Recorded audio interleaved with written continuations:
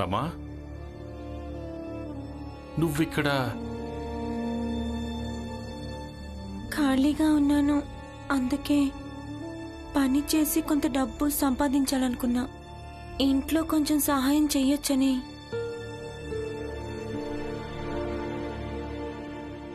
నువ్విక్కడికి పనిచేయడం కోసం వచ్చావు. ఈ విషయం భీమ్కు తెలుసా?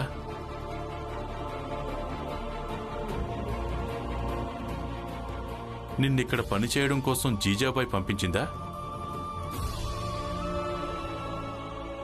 ఈ ప్రశ్నల జవాబులని వదిలేండి మామయ్య. నేనిక్కడికొచ్చాను ఎందుకంటే ఇంట్లో డబ్బుల అవసరం ఉంది. ఇక ఆయన చదువుతున్నారు. నిన్న రాత్రి మీరే ఆయనకు నచ్చ చెప్పారు కదా చదువు మీద దృష్టి పెట్టమని.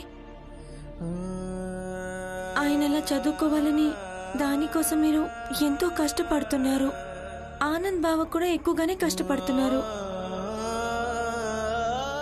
మరి నేనెందుకు కష్టపడకూడదు? చూడు తల్లి, నువ్వు ఖచ్చితంగా చెయ్యొచ్చు. కానీ ఇప్పుడు నీది చాలా చిన్న వయసు. ఇక ఇంత చిన్న వయసులో బొగ్గులెత్తే పని చాలా పెద్ద పని. ఆయన వయసు కూడా చిన్నదే కదా మావయ్య. చిన్న వయసులోనే సతారాలో ఆయన చిన్న పెద్ద పోరాటాలు చేశారు.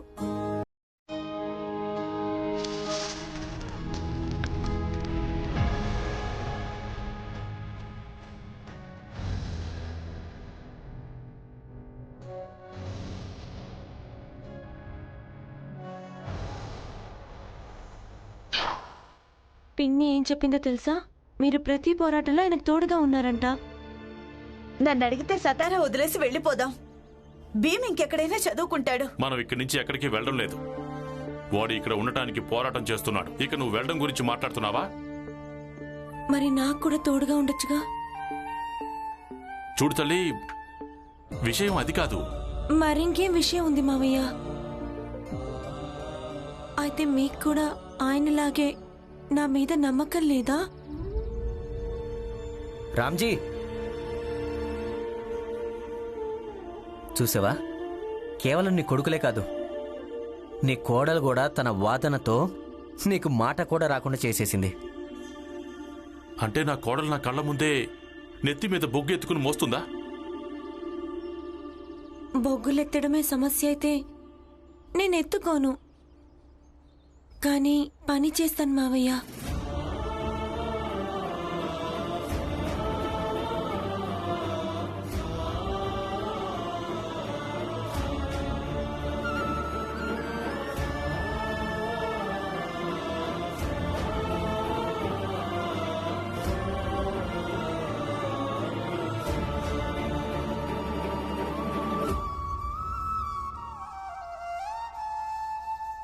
సరే,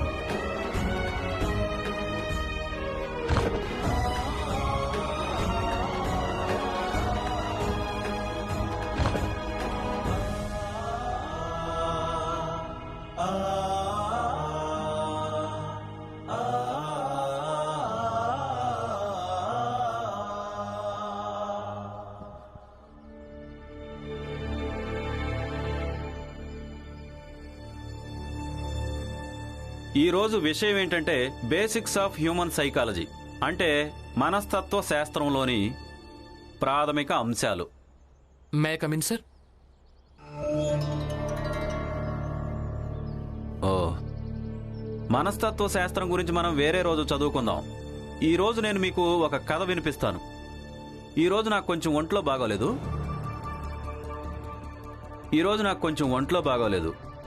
ఈ రోజు నేను మీకు ఏం చదివించలేను. ఈ రోజు మీకు ఒక కథ మాత్రం తప్పకుండా వినిపిస్తాను. ఒక రాజు ఉండేవాడు. తనకు ఒక విశాలమైన పెద్ద భవనం ఉండేది. కానీ రాజు సార్,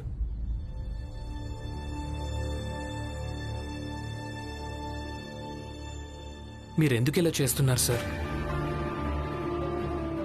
పొద్దున్నుంచి రాత్రి దాకా నేను కేవలం ఒకటే ఆలోచిస్తూ ఉంటాను. ఈరోజు నేను ఎంతగా చదువుకోవచ్చు అని, ఎంతగా నేర్చుకోవచ్చు అని. ఇలా చెయ్యకండి సార్. మీరు నన్ను ద్వేషించాలి అనుకుంటే అలాగే ద్వేషించండి, కానీ ఇలా చదివించడం మానేయకండి సార్. సార్, నేను దేన్నైనా భరించగలను, కానీ చదువుకోలేకపోయాను. నేను కుమిలిపోతాను సార్. చూడండి, ఈ కుర్రాడి యొక్క మనోవేదన చూడండి. తనను చూసి కొంచెం నేర్చుకోండి. భీమరావు, నువ్వు నీ స్థానంలోకి వెళ్ళి కూర్చో. వెళ్ళు.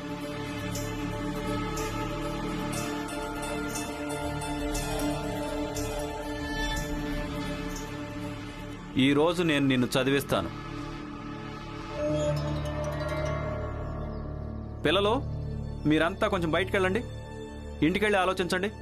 అలాగే ఈ భీమరావును చూసి నేర్చుకోండి. ఈరోజు క్లాస్ ఇక్కడితో ముగిసిపోతోంది.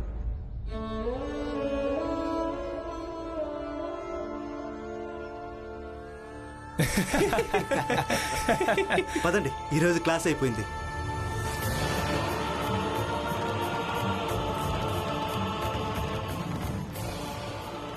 వెంటనే ఈ తరగతిలోంచి బయటికి వెళ్ళిపో. నేను ముందే చెప్పాను ఈ భీమ్కు అడ్మిషన్ ఇవ్వద్దని. ఒకవేళ ఇచ్చినా ఇతన్ని సైన్స్ మాత్రం చదవనివ్వద్దని. కానీ నా మాట ఎవరు వినలేదు. నీకెంత ధైర్యం ఉండాలి చిన్న జాతి వాడి వయ్యుండి సంస్కృతం చదవటానికి?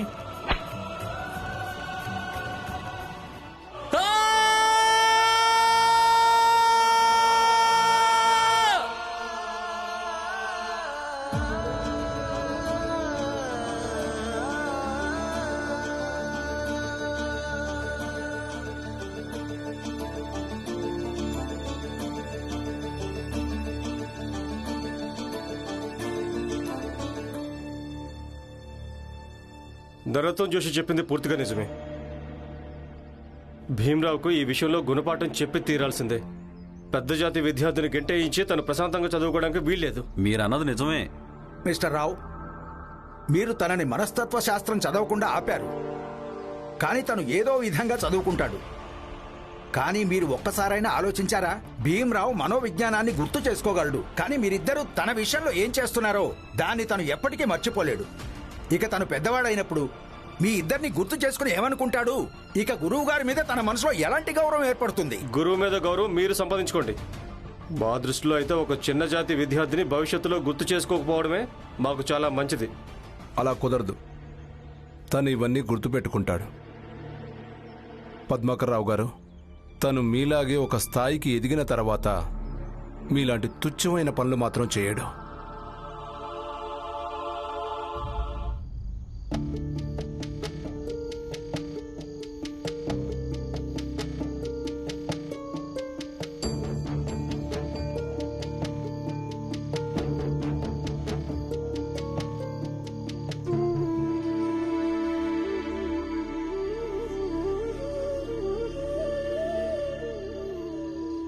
నేనిక్కడికి ఎందుకు వచ్చానంటే ఇంట్లో డబ్బులు అవసరం ఉంది. పైగా ఆయన చదువుతున్నారు కదా.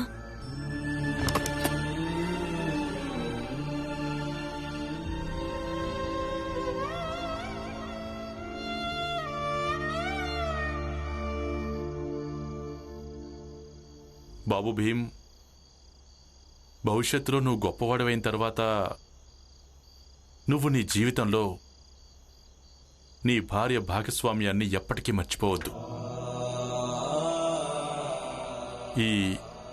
ఈ రమ నీ గురించి చాలా ఆలోచిస్తుంది. నేను చాలా అదృష్టవంతుణ్ణి. అందుకే నాకు రమలాంటి కోడలు దొరికింది.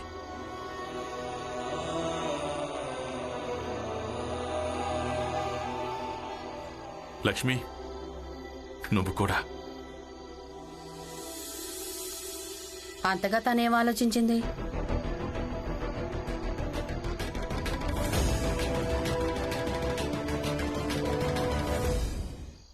అంతగా తనేం ఆలోచించింది?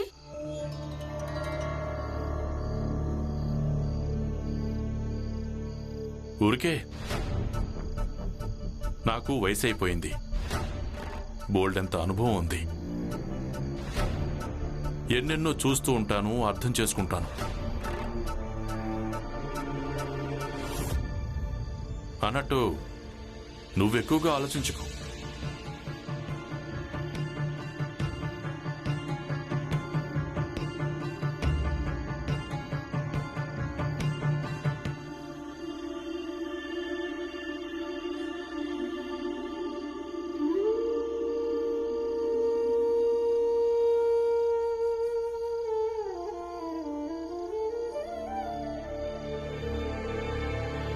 చేతనైనంతగా రోజు కూలి పని చేస్తాను.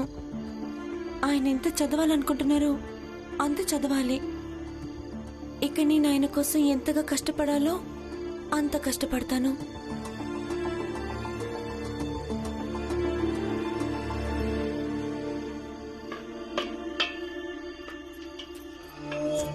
ఇదిగో తీసుకో, తర్వాత తిను. నువ్వు ఆయనకేమైనా చెప్పావా? తింటున్నప్పుడు ఏదో అన్నారు కదా, ఆయనకు నువ్వు చెప్పలేదు కదా నువ్వివాళ పనికెళ్ళావని?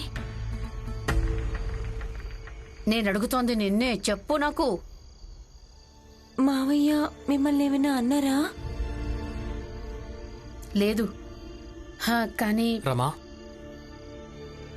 బహుశా ఇందులో నూనె అయిపోయినట్టుంది, మళ్ళీ నింపివు, చదువుకోవాలి.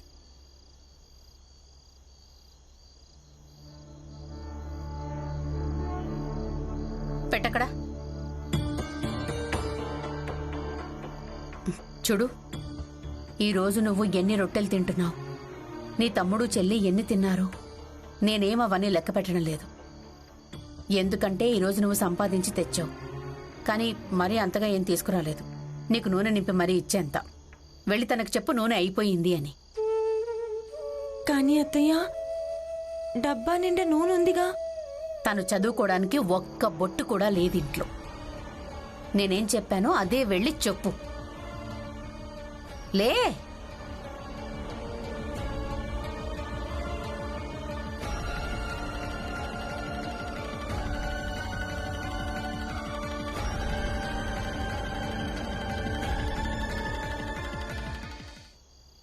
గురువు గారు రోజు ఒంట్లో బాగాలేదని సాకులు చెప్తూ ఉంటే ఇక నేను ఎలా చదువుకోవాలి? నేనే ఏదో ఒకటి చేయాల్సి ఉంటుంది. ఖచ్చితంగా రేపు ఏదో ఒకటి చేస్తాను.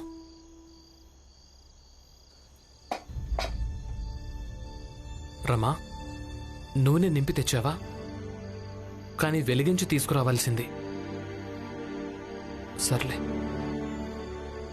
అందులో నూనె లేదు. అంటే అత్తయ్య ఏమందంటే మీరు చదువుకోవడానికి ఆవిడ దగ్గర నూనె లేదంట.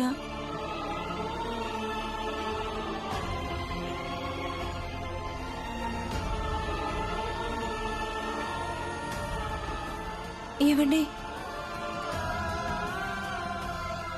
మీరు అత్తయ్యతో గొడవ పడ్డం నాకు ఇష్టం లేదు. మీరలా గొడవ పడ్డం నాకేమాత్రం ఇష్టం ఉండదు. ఈ ఒక్కరోజు నిద్రపోండి. నూనె ఏర్పాటు రేపు ఎలాగోలా చేస్తాను. లేదు రమా, నేను ఆవిడను ఏమీ అనను.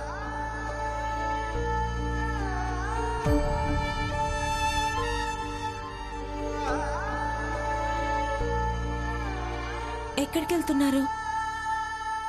చదువుకోవడానికి. ఎక్కడ? ఎక్కడ వెలుగుంటే అక్కడ.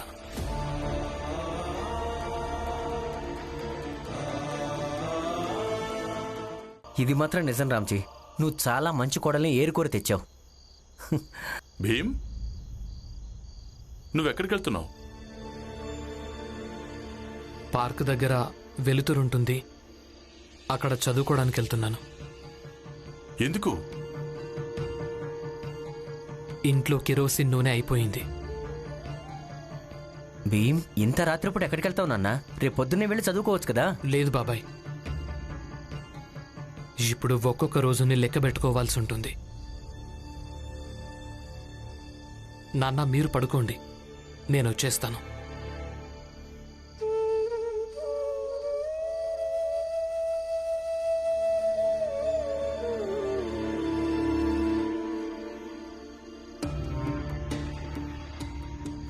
రామ్జీ, జీజాబాయ్, జీజాబాయ్, ఏంటి? ఏమైంది? ఇంట్లో కిరోసిన్ నూనె లేదా?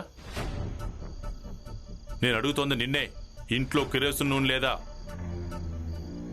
లేదు.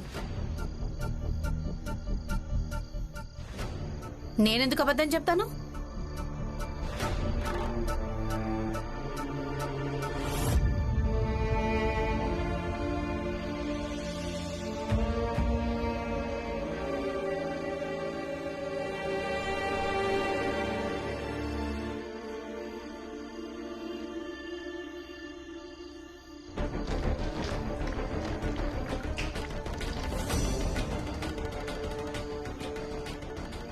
మరైతే ఇదేంటి?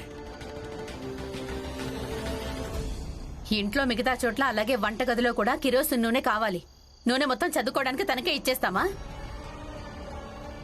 అయినా ఆనంద్ పరిస్థితి చూసారా? కొంత డబ్బు ఆదా చేస్తే అందులో తప్పే ఉంది. అయినా తనే స్వయంగా నూనె కొని తెచ్చినప్పుడు అప్పుడు చదువుకోమని ఆయన్ని. ఇంతకు ముందు చదువుకున్నాడే అలా.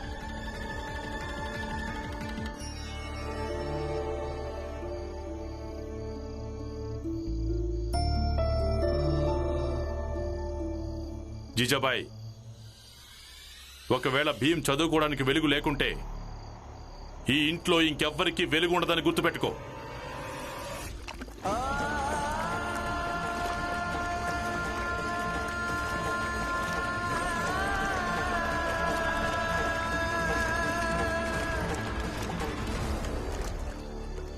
అసలు ఏం చేస్తున్నారు మీరు? అన్నయ్య,